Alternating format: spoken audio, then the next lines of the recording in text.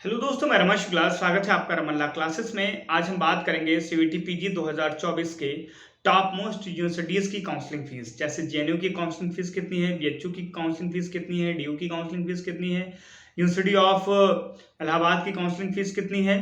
वो तो CUET UG के लिए है, sorry, Allahabad university CUET PG में नहीं शामिल है। पीजी का अपना एग्जाम वो खुद कंडक्ट कराती है। और आपके बीबीओ बाबा भीमराव अम्बेडकर यूनिवर्सिटी की फीस कितनी है, इसके बारे में हम प्रॉपर देखेंगे। काउंसलिंग फीस कितनी है इसकी हम बात कर रहे हैं, क्योंकि आप अगर अच्छे मार्क्स पाए हो तो काफ़ी जगह अपनी काउंसलिंग कराओगे। अगर आपके 170 या 175 प्लस मार्क्स हैं तो आप लगभग 4-5 यूनिवर्सिटीज़ में काउंसलिंग कराने के लिए एलिजिबल होगे। और ज़रूर कराइएगा, क्योंकि ये भारत की टॉप मोस्ट यूनिवर्सिटीज़ हैं। अगर आप इसमें अपना काउंसलिंग कराते हो तो कहीं न कहीं आपका एडमिशन कंफर्म हो सकता है, अगर आपके 175 प्लस मार्क्स हैं, क्योंकि 2-3 राउंड काउंसलिंग होती है। और कहीं न कहीं आपके लिए ये बेनिफिट रहेगा कि आप भारत के इतने अच्छे यूनिवर्सिटीज़ में पढ़ो, इतनी अच्छी यूनिवर्सिटीज़ का लाभ उठाओ। तो सबसे पहले हम बात करते हैं कि आपके जेएनयू की फीस कितनी थी पिछली बार काउंसलिंग फीस। तो देखिए स्टूडेंट्स, काउंसलिंग फीस होती क्या है, सबसे पहले तो ये जान लीजिए। देखिए, जब आपका स्कोर कार्ड या रिजल्ट निकलता है और आपके 170 या 175 प्लस मार्क्स होते हैं, तो आप एक आइडिया लगा लेते हो कि मैं इस यूनिवर्सिटी में कराऊं। जैसे क्या है कि मेरा इसमें एडमिशन हो जाए, एडमिशन प्रोसेस मेरा कंप्लीट हो जाए। लेकिन आपको बिल्कुल 100% एग्जैक्ट आइडिया नहीं होता कि पता नहीं मेरा हो या ना हो। इसीलिए आप 4-5 यूनिवर्सिटीज़ में अपना काउंसलिंग प्रोसेस करवाते हो, बेस्ट यूनिवर्सिटीज़ में।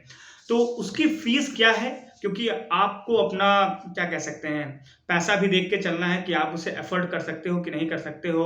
आप 4-5 यूनिवर्सिटी में काउंसलिंग कराने के लिए पैसा है आपके पास या नहीं है। तो इसीलिए मैंने सोचा कि आप लोगों के लिए एक वीडियो बनाऊं जिसमें काउंसलिंग फीस आप लोगों को बताई जाए कि कितनी है। तो सबसे पहले जेएनयू की सोचते हैं। जेएनयू की जो काउंसलिंग फीस है वो पिछली बार 200 रुपये थी।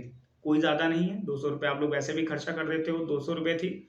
और 200 रुपये सबमिट करके आप काउंसलिंग स्टार्ट कर सकते हो, अपने डॉक्यूमेंट सबमिट कर सकते हो, अपने स्कोर कार्ड सबमिट कर सकते हो। फिर उसके बाद यूनिवर्सिटी ऑफ दिल्ली की काउंसलिंग फीस 250 रुपये थी लास्ट ईयर। कितने? 250 रुपये थी लास्ट ईयर। बीएचयू की 300 रुपये थी रेगुलर कोर्सेज के लिए, और 700 रुपये थी पेड कोर्सेज के लिए। देखिए, बीएचयू 2 कोर्स चलाता है, एक रेगुलर के लिए कट ऑफ निकालता है, पेड के लिए। रेगुलर की कट ऑफ थोड़ा हाई रहती है, पेड की कट ऑफ थोड़ा कम रहती है, और पेड की फीस भी ज़्यादा रहती है। मान लीजिए कि अगर कोई के काउंसलिंग फीस या एडमिशन फीस किसी की 5,000 है रेगुलर की, तो पेड की कम से कम आप 20,000 प्लस मान के चलिए, 25,000 प्लस मान के चलिए। ऐसा पेड सीट के लिए वहाँ पे वो इंतजाम रखते हैं।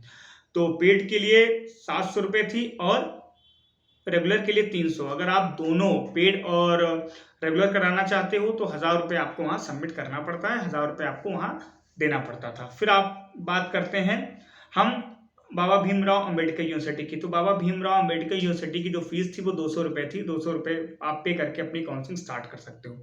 अब देखिए, आप 4 यूनिवर्सिटीज़ के बारे में देखिए और अभी आपका 2,000 से ऊपर पैसे नहीं खर्च हुए हैं। तो आप कम से कम 2-3 हज़ार लगा के ऐसे टॉप मोस्ट यूनिवर्सिटीज़ में अपनी काउंसलिंग स्टार्ट करा लीजिएगा। इससे होगा क्या कि आपको कहीं न कहीं कोई बेस्ट यूनिवर्सिटी मिल जाएगी, अगर आपके 175 या 170 प्लस मार्क्स हैं तो।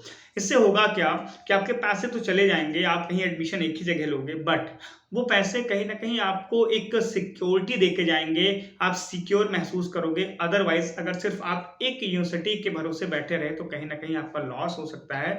हाँ, अगर आपके मार्क्स 200 प्लस हैं, 190 प्लस हैं, फिर आप बिल्कुल सिक्योर हो, चाहे वो यूनिवर्सिटी ऑफ दिल्ली हो, चाहे जेएनयू हो। लेकिन आपके मार्क्स अगर 170 हैं तो आपको 2-3 जगह अपनी काउंसलिंग करवानी चाहिए और प्रयास करना चाहिए कि कहीं न कहीं एक अच्छी जगह से आपका एडमिशन कन्फर्म हो जाए। अगर आपको ये वीडियो अच्छा लगे तो बने रहें रमन ला क्लासेस के साथ और हमारे चैनल को जरूर सब्सक्राइब करें। धन्यवाद।